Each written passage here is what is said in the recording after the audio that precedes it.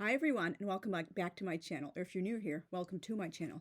Today I will be going over chapter 5 of this beyond rancid garbage bottom of the toilet book, Voices by the late fraud Beatrice Sparks. Thank God I never have to read any of her other books again, although I do think I should reread Jay's journal 20 plus years later because I still have yet to do a video reviewing and discussing that book in more depth. And this is based off of a blog post. Consider it a sneak preview if you're watching this video before it goes live. The post will be scheduled to go up on the 15th of September of 2025. It is titled Updates Crammed with Infodumpy Lectures. It is just, I mean, there are just no words for how bad this book is. That's the whole reason I'm saving a whole separate video to go over the many general issues with, technical construction in general, plot holes, unbelievable story elements, the whole 9 yards that I couldn't get into with the previous videos. I was trying to focus on big picture, plot and what counts for plot anyway, and the storylines in these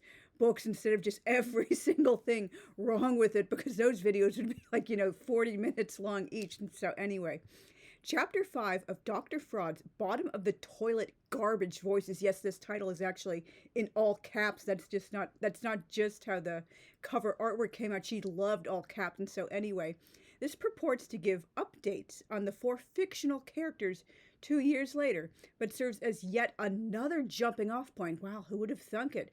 For her to deliver a bunch of propagandistic lectures, swarming in Mormon propaganda and beliefs, and spew outright lies.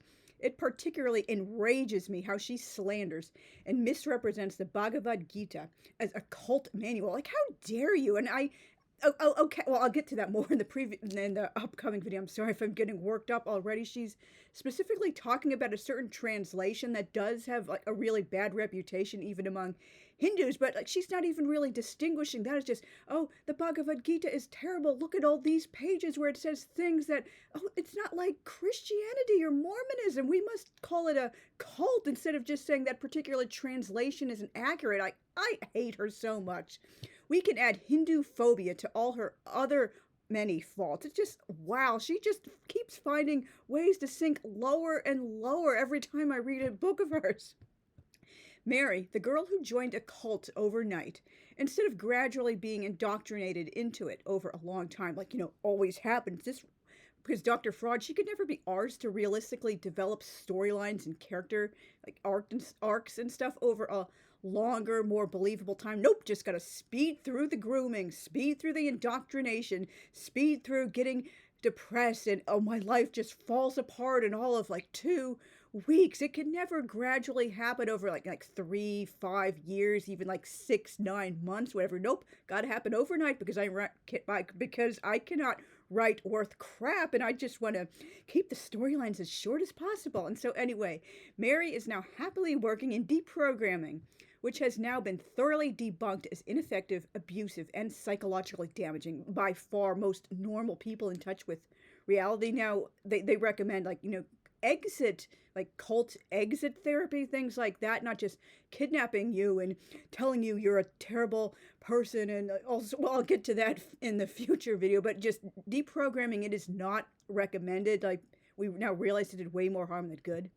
So Mary is now attending night school and hopes to become a social worker doing deprogramming full time. That would have been a necessarily short-lived career, thanks to deprogramming falling out of fashion by the early 90s. Mary delivers a laughably detailed, infodumpy lecture full of facts and figures, just like how everyone, particularly 19-year-olds, speaks in an unrehearsed interview.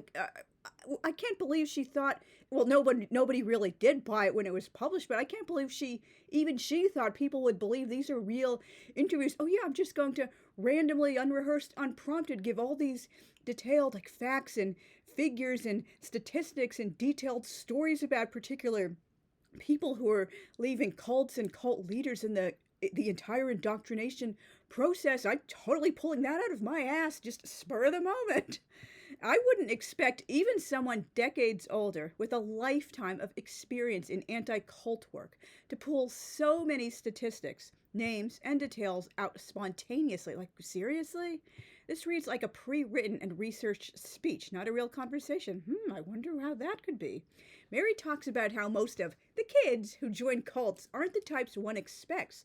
And since this is a Dr. Fraud book, of course, casually drops in racism and classism by saying they're not the disadvantaged or the ghetto, because like kids in the ghetto, well, she's itching to like say like black people, but she doesn't come right out and say it. Even she realized that wasn't cool, and particularly because this was published the same year the so-called self-proclaimed prophet of the Mormon church got this convenient revelation from God saying, oh, racism isn't cool, you should let black men have the priesthood, and it has nothing to do with the fact that the U.S. government is threatening to yank your federal funding. Nope, just racism. I'm just telling you, in 1978, it's not cool anymore. Like, seriously, that was definitely playing in her mind when she just says disadvantaged or the ghetto, and she claims those kinds of young people, they're just too street smart and with it. Like, she loved the random quotes to get suckered in by cults. Like, I'm gonna need some actual like statistics and facts. Like, so the only people who join cults in her, what she portrays, are like upper class whites from about age 16 to 23. There are no non-whites at all. No one from a poor and working class family ever joins a cult. I mean, I do realize, like, in the working class world, we do have stronger BS detectors, but like, seriously, she just pulled it all out of her ass. And so anyway, Mary is saying the kids who usually join cults, they're searching for something to believe in, and they have lots of questions about everything, are idealistic, and desperately want peer approval. Like every other Sparks creation, Mary too profusely apologizes. Oh, that's coming, for talking smack about her precious mommykins and stepdaddykins, saying they didn't really live in a plastic world, but a luxury apartment. All of her characters live in luxury apartments, and I think pretty much everyone in this book was mentioned as having a damn maid. Like, how many people in the 70s still had maids outside of mansions? And she says, stepdaddy and mommy are very caring and concerned humans. They just care about everyone and everything. She also blames divorce for young people joining cults, because of course she would. That's Beatrice Sparks' world.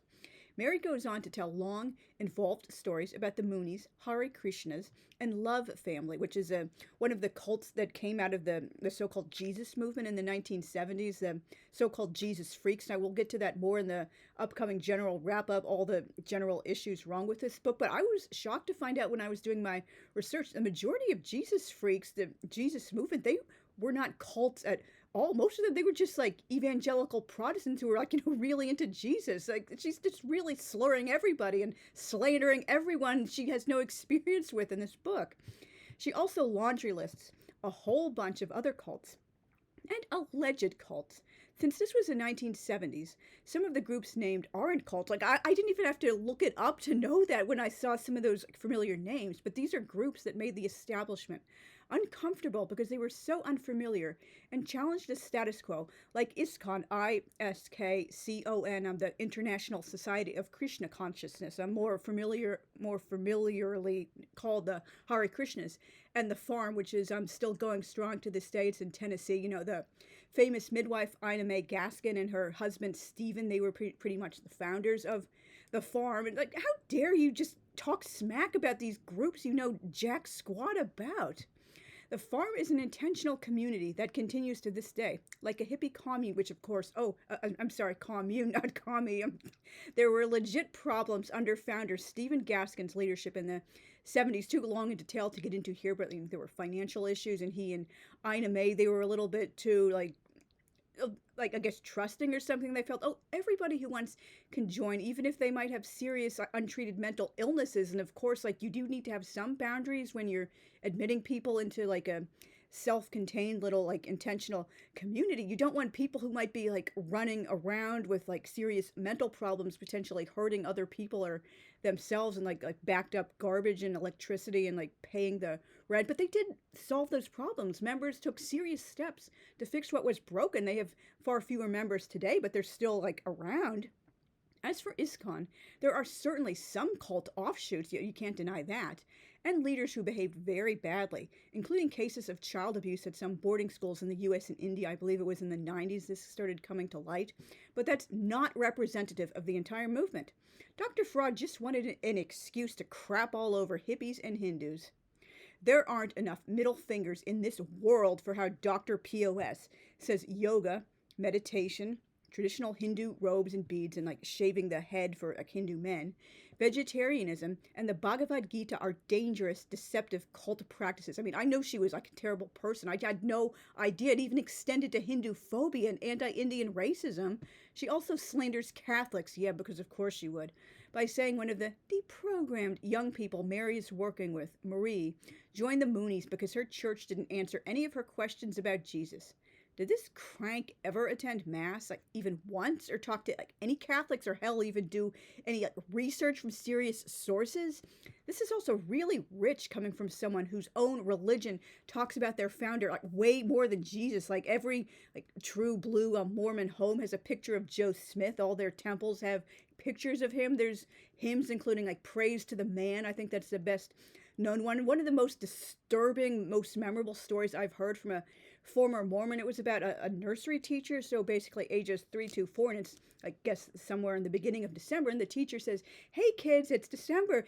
Do you know who has a very important person who has a birthday coming up this month?" And they all raise their hands, and of course, like you don't even have to be a Christian. I'm not to know, like who else would you say but Jesus? And oh, he's important too. But I was talking about someone even more important, our precious saintly holy founder, Joseph Smith. If that doesn't say cult, I don't know what the hell does. I mean, in Mormon, Catholics, I know, like on the surface, many people feel like, oh, they don't talk about Jesus nearly as much as Protestants because they're not emphasizing the whole personal relationship stuff. But like, go to any mass, like, how could you like think Catholics don't talk or think or care about Jesus or like read from the part of the Bible, the Gospels and stuff? Like, she just was so like ignorant. If talking to Catholics or going to mass, it'll clear that up really fast. They just don't like talk about Jesus maybe in the same way or with the same type of theology as Protestants do. That doesn't mean it's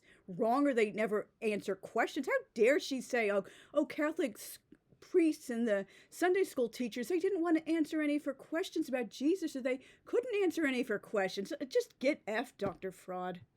Mary ends by saying her cult's leader, Sky, moved to Switzerland, living it up big time, and that she has to go because she just got a call. Like when? When was this call before the so-called interview? Was it when they were speaking right at the end in the middle of the interview? Like what? She failed at presenting these as actual interviews, like a screenplay. And so anyway, Mary says she just got a call about a 16-year-old, oh, that call I just got, who's been brought in for deprogramming.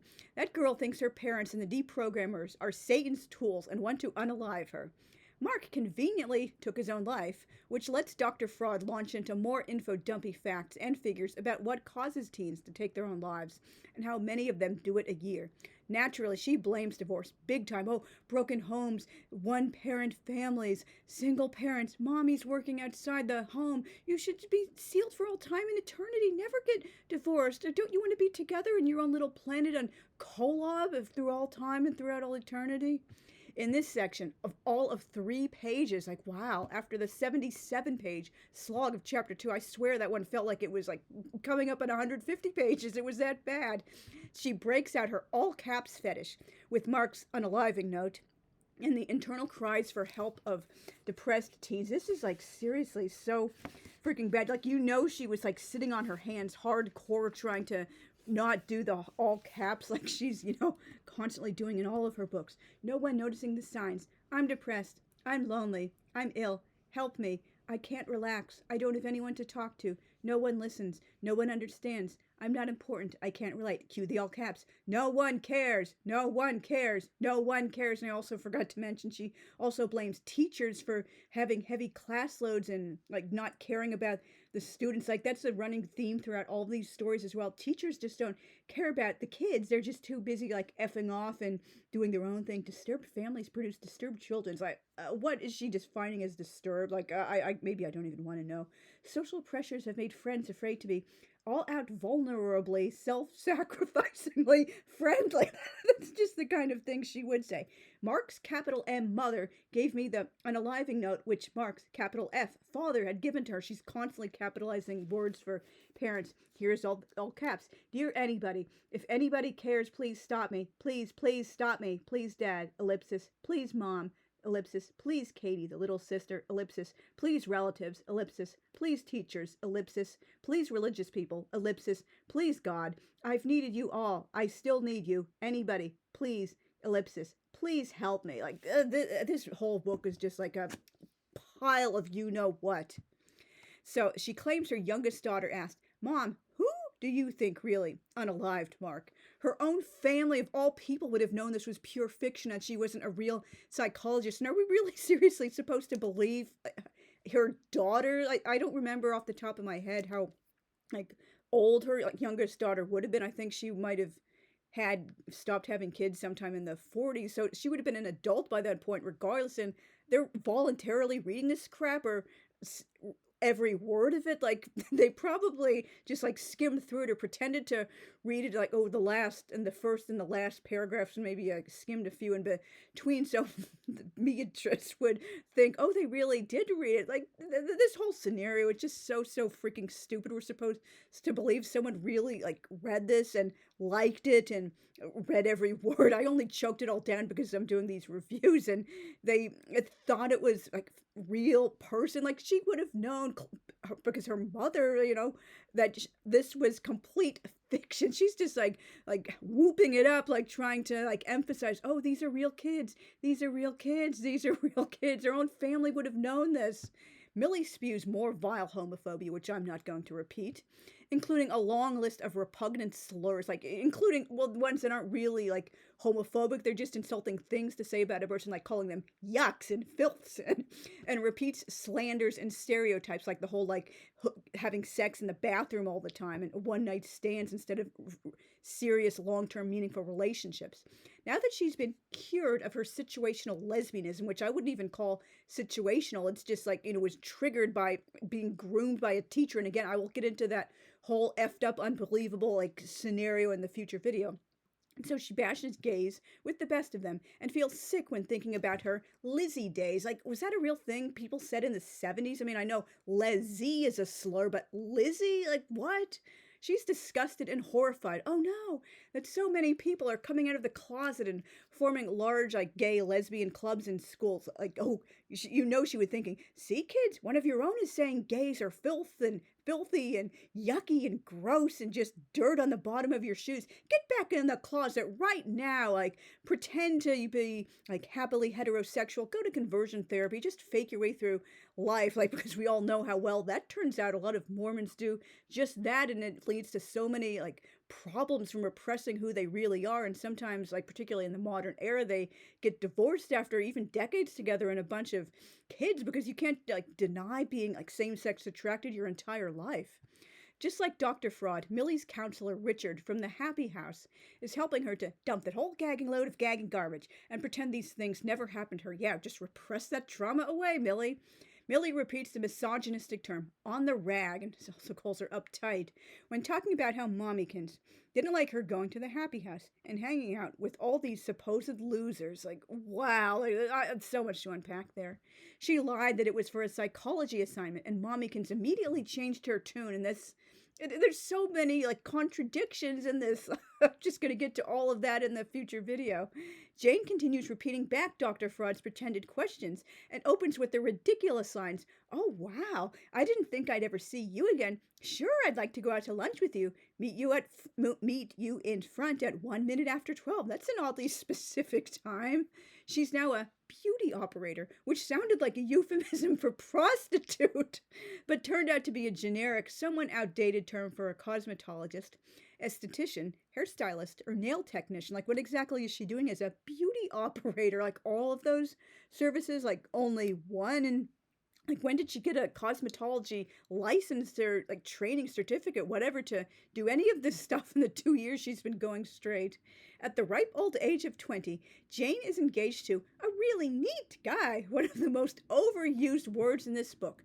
They're going to the temple in June when they'll do the whole pay, lay, ale thing and pretend to slit their throats and disembowel themselves and make the blood oath, which were very much part of Mormon temple ceremonies at this time, and wear the baker's cap and the green fig leaf apron and do the whole like secret handshakes, the sure sign of the nail. the third token of the Melchizedek priesthood, the fifth token of the Aaronic priesthood, which is all taken straight from Masonism. And after the little temple ceiling, Jane will start her putting hubby through degree, PhD. I mean, it sounds like a joke and just something people said, but I was shocked to find out a couple of years ago that many schools took this like really seriously, as well as the women themselves. They had like real like graduations for these women, giving them actual PhD degrees. Oh, for your self-sacrifice, Jane, and working so hard to make money so Peter priesthood could go through school and get his degree, and now he can support your family. You're getting the PhD. Your work behind the scenes was well like acknowledged, even though you didn't actually get a degree. You were just like earning money to put the husband through college. Once Peter priesthood graduates, Jane will become a full-time housewife and mother. Or, as Dr. Fraud puts it, a capital M mother. Like, why did she think words for parents and even grandparents are supposed to be capitalized? You only do that when they're standing in for a proper noun. For example, my mother always told me, that's lowercase because it's just like any mother. Or all the other mothers were coming to pick up their kids, not uppercase, but like, hey, mom, hey, dad, can I do this? Like, seriously, like, how do you not even know that? That's just like basic grammar. Jane is taking 2 night school classes and has resumed piano lessons. She's also volunteering as a big sister. With all the typical beyond her years self-reflection, maturity, and wisdom of a Dr. Fraud character, like you would think she was like 50 instead of 20, Jane looks back on her bad kid days, calling herself selfish, self-centered, unprincipled, full of discord and disharmony, super negative, and possessing a rotten attitude. RA. Was that a real slang term in the 70s, or yet another stupid thing she made up, like, oh, I'm trying to make RA happen, or what a grosser happen, but I'm really down with the kids. These were really written by fellow teens kids. She's now a fully mature adult who has completely changed for the better forever. Unlike one of her buddies who overdosed on drugs after getting back into the sleaze lifestyle. Again, like, what exactly does she mean when she says sleaze? She's talking like it's a distinctive social teen cast instead of just generally being sleazy. And so anyway, this buddy overdosed because he went back to his sleaze ways because his dad started nagging him because he wasn't the right kind of Peter priesthood. He was trying to go straight, and then suddenly daddy says, you're not doing Peter priesthood good enough. Okay, I guess I'll go back to drugs and like grow my hair out again and get greasy and like, I'll get to that in the future video. It just doesn't make any sense. Yet again, how convenient. All the girls' updates have them happily living fully reformed Molly Mormon lives with a complete break from their past issues, and that Mark unalived himself to give Dr. Fraud an unaliving story. I'm sorry, YouTube really doesn't like the real word for that act that starts with the letter S. Like, even though I'm not monetized, I just don't think it's a good idea to say it. And so anyway, that Mark's story let her preach about parents ignoring depression until it's too late. I can't believe this book makes Almost Lost seem somewhat better in comparison. It's that awful. It's just like, wow. I mean, I thought like Almost Lost, it would be bottom of the toilet when I went to rank all of her books from best to worst, or maybe from worst to best and build it up relatively speaking. But this is the absolute like bottom of the barrel. And like, since like 22 minutes, I'll just read the afterword about the author, which, you know, she was getting off so hard for making this stuff up. She wrote this about herself. Since 1955, Beatrice M. Sparks has been working with kids who have problems. Yeah, my ass, she has. In 1970, while working with drug abuse, why is drug abuse hyphenated? A young girl gave the author 2 diaries, fictional, which she prepared for publication. Go ask Alice. Within the framework of her work over the past years, she has interviewed thousands of kids, yeah, right, and is perhaps as knowledgeable about what goes on in a kid's head as anyone in the country. Like, my ass, she was. Like, she reveals herself as so freaking ignorant through this entire book. Like, I hope she didn't break her arm from patting herself on the back. Thank God this did not sell well and was badly skewered by the few reviewers who wrote about it. Beatrice Sparks attended UCLA. No, she didn't. She has taught special classes at Brigham Young University. Proof.